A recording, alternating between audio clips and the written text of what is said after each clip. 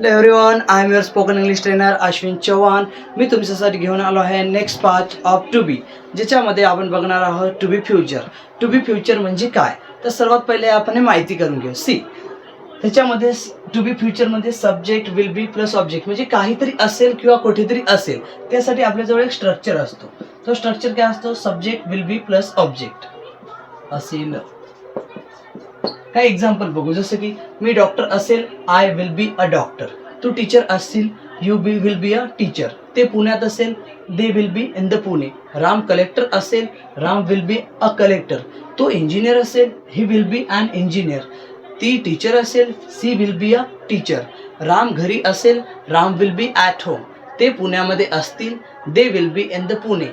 तो 2 वर्षानंतर डॉक्टर असेल, he will be a doctor after 2 years. ती उद्या माझ्यासोबत असणार, she will be with me tomorrow. Ram आणि श्याम भाऊ असतील, Ram and Shyam will be brothers. See, आपण याच्यामध्ये फ्युचरमध्ये काहीतरी असेल. आता आपण नेक्स्ट सेंटेन्स घेऊ किंवा नेक्स्ट स्ट्रक्चर घेऊ. Subject plus may be plus object. आता मे म्हणजे काय? मे म्हणजे पॉसिबिलिटी. मे म्हणजे पॉसिबिलिटी म्हणजे काहीतरी होण्याची शक्यता आहे. जसं तो आता कदाचित घरी असेल, ही may be at home now. Sita तुझी फ्रेंड असेल, Sita may be your friend. Ram पुण्यामध्ये असेल, Ram may be in the Pune.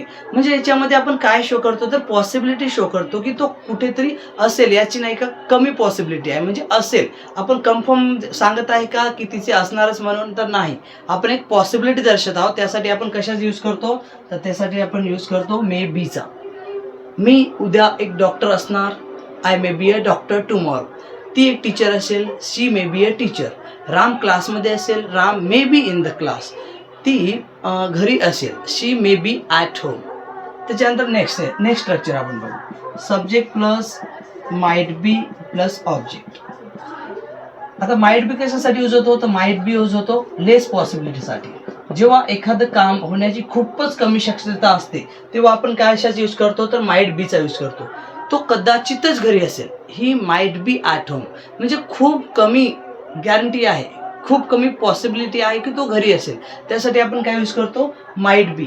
Ram कदाचितच एक डॉक्टर असेल, Ram might be a doctor. तो कदाचितच शेतात असेल, he might be in the farm. ती कदाचितच एक टीचर असेल, she might be a teacher. Ram कदाचितच तुझा फ्रेंड असेल, Ram might be your friend. ते कदाचितच कॉलेजमध्ये असतील, they might be in the college. म्हणजे एकदम कमी पॉसिबिलिटी आहे काहीतरी होण्याची. त्यासाठी आपण काय यूज करतो, तर त्यासाठी आपण माइट बीचा यूज करतो. त्याच्यानंतरचा नेक्स्ट सेंटेन्स बघा तुम्ही, structure. Subject plus must be plus object असेलच. आता मस्ट बीचा यूज कशासाठी करतो, तर एखादी व्यक्ती काहीतरी असेलच याची श्युरिटी आहे. राम घरी असेलच, Ram must be at home. ते घरी असतीलच, they must be at home. Ram teacher असेलच, Ram must be a teacher. ती इंजिनियर असेलच, she must be an engineer. Ram क्लासमध्ये असतीलच, Ram must be in the class.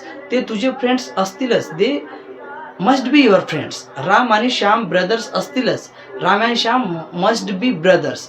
ती कॉलेजमध्ये असेलच, she must be in the college. तू एक टीचर असशीलच, you must be a teacher. तो तुझा फ्रेंड असेलच, he must be your friend.